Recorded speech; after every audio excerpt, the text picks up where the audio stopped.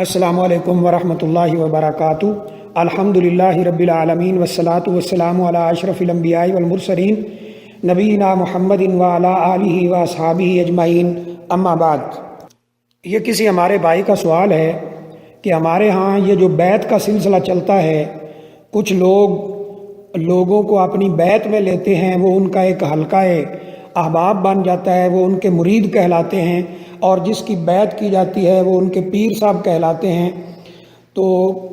لوگ اپنے آپ کو کسی نہ کسی سلسلے میں داخل کرتے ہیں، اور جو بیعت نہیں کرتے ان کو لوگ طعن و تشنیع کا نشانہ بناتے ہیں۔ تو آیا یہ بات صحیح ہے؟ دیکھیے کہ شریعت کے اندر صرف دو قسم کی بیعت جائز ہے۔ نمبر ایک، وقت کا حکمران اپنی اطاعت کی بیعت لے رہا ہو، یعنی کوئی نیا حکمران بنتا ہے کسی اسلامی ملک کا، اگر تو خلافت ہو، اللہ کرے کوئی ایسا نظام قائم ہو جائے، تو خلیفہ کی بیعت کرنا کہ ہم ہر اس کام میں آپ کی فرما برداری کریں گے، آپ کا حکم سنیں گے اور سمع اور اطاعت کریں گے، سنیں گے بھی اطاعت بھی کریں گے، جو دین کے مطابق ہوگا، اللہ اور اللہ کے رسول قرآن و حدیث کے مطابق ہوگا، ہم ہر آپ کے اس حکم کو بجا لائیں گے، اس کو سنیں گے، آپ کی اطاعت کریں گے۔ تو یہ بیعت کی ایک قسم ہے جو اسلام کے اندر جائز ہے، یعنی جو وقت کا حکمران ہے وہ اپنی بیعت لے، یہ بالکل جائز ہے۔ دوسرے نمبر پر اگر کہیں دشمن سے ٹاکرا ہو رہا ہے، کہیں لڑائی ہو رہی ہے، جہاد ہو رہا ہے، تو جس کو فوج کا سربراہ بنایا گیا ہے وہ بھی بیعت لے سکتا ہے، اور وہ بیعت اس لیے ہوگی کہ ہم اسلام کے لیے اپنا مال، اپنی جان سب کچھ لٹا دیں گے اور اللہ کے راستے میں سب کچھ قربان کر دیں گے، لیکن اس سے پیچھے نہیں ہٹیں گے۔ اگر ہماری جان بھی چلی گئی تو ہم جان دے دیں گے، ہمارا مال چلا گیا تو ہم مال دے دیں گے۔ یہ بیعت کی دوسری قسم جو ہے یہ صحیح ہے۔ اس کے علاوہ شریعت کے اندر بیعت کا کوئی تصور نہیں ہے، جیسے ہمارے ہاں یہ لوگوں کو بیعت میں لیا جاتا ہے۔ ایک پیر صاحب کے لوگ وہ ہزاروں میں بیعت لیتے ہیں، اور پھر یہ بھی دعویٰ کیا جاتا ہے کہ ایک کی بیعت توڑ کر دوسرے کے پاس جانا یہ شرعی طور پر بھی جائز نہیں ہے۔ یہ بالکل جھوٹا دعویٰ ہے جس کی کوئی دلیل نہیں ہے، دلیل سے خالی دعویٰ ہے، اور وہ دعویٰ جو دلیل سے خالی ہو وہ کبھی قابل قبول نہیں ہوتا۔ اور اگر یہ بیعت جائز ہوتی جو آج ہمارے ہاں کی جا رہی ہے کہ کوئی اپنے آپ کو، یا لوگ اس کو یہ سمجھتے ہیں کہ یہ بزرگ ہے، پیر ہے، اس کے ہاتھ پہ بیعت کرنی چاہیے، اگر یہ صحیح ہوتا تو اس امت میں سب سے بہترین لوگ صحابہ اکرام تھے۔ صحابہ اکرام لوگوں کو اپنی بیعت میں لیتے۔ سیدنا ابو بکر صدیق رضی اللہ تعالیٰ عنہ کی بیعت ہوئی جب وہ خلیفہ بنے، سیدنا عمر فاروق رضی اللہ تعالیٰ عنہ کی بیعت ہوئی جب وہ خلیفہ بنے، سیدنا عثمان غنی رضی اللہ تعالیٰ عنہ کی بیعت ہوئی جب وہ خلیفہ بنے، سیدنا علی المرتضیٰ رضی اللہ تعالیٰ عنہ مجمعین کی بیعت ہوئی جب وہ خلیفہ بنے۔ اسی طرح بعد میں جو خلیفہ آتے رہے ان کی تو بیعت ہوتی رہی، لیکن ان کے علاوہ جو صحابہ اکرام، کبار صحابہ اکرام، جن میں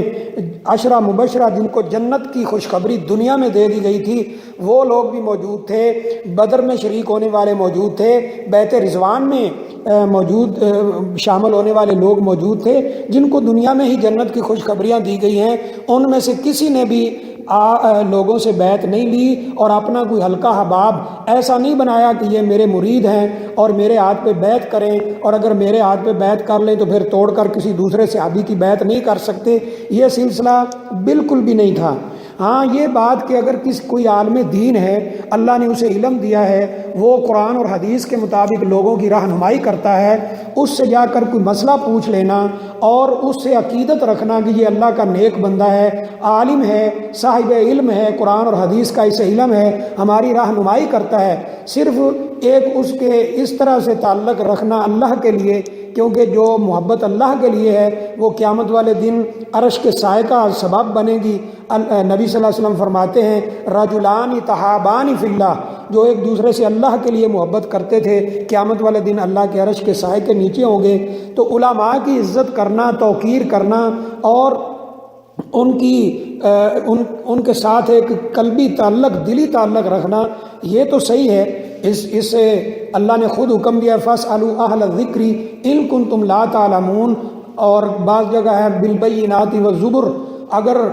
تمہیں دلائل کا مسائل کا علم نہ ہو تو اہل علم سے پوچھو، لیکن اس طرح بیعت لینا اور لوگوں کو اپنے حلقہ مریدان کے اندر داخل کرنا اور یہ کہنا کہ آپ یہ بیعت توڑ کر کسی اور کے پاس نہیں جا سکتے، یہ بالکل غلط ہے۔ اور یہ جو دلیل پیش کی جاتی ہے کہ جس نے بیعت نہیں کی تو اس نے اسلام کا حلقہ توڑ دیا، تو اس سے مراد خلیفہ وقت کی بیعت ہے۔ اور اسی طرح اگر کہیں، جیسے میں نے پہلے عرض کیا ہے کہ کوئی لڑائی ہو رہی ہے، جہاد ہو رہا ہے، دشمن سے مقابلہ ہو رہا ہے، تو جو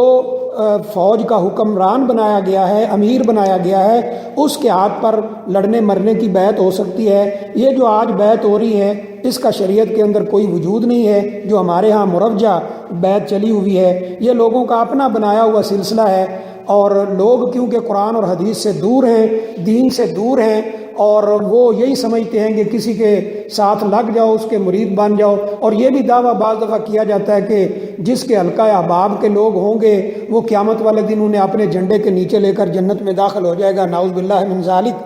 ایسا کوئی بھی عقیدہ قرآن اور حدیث کے اندر نہیں ہے، اور نہ ہی رسول اللہ صلی اللہ علیہ وسلم نے ایسی کوئی تعلیم دی ہے، نہ ہی صحابہ اکرام سے ایسا کچھ ثابت ہے، نہ تابعین سے ثابت ہے۔ جو بیعت جائز ہے وہ یہی ہے جو میں نے دو عرض کر دی ہیں، اس کے علاوہ یہ جو بیعت کا سلسلہ ہے اس کی کچھ حقیقت نہیں ہے۔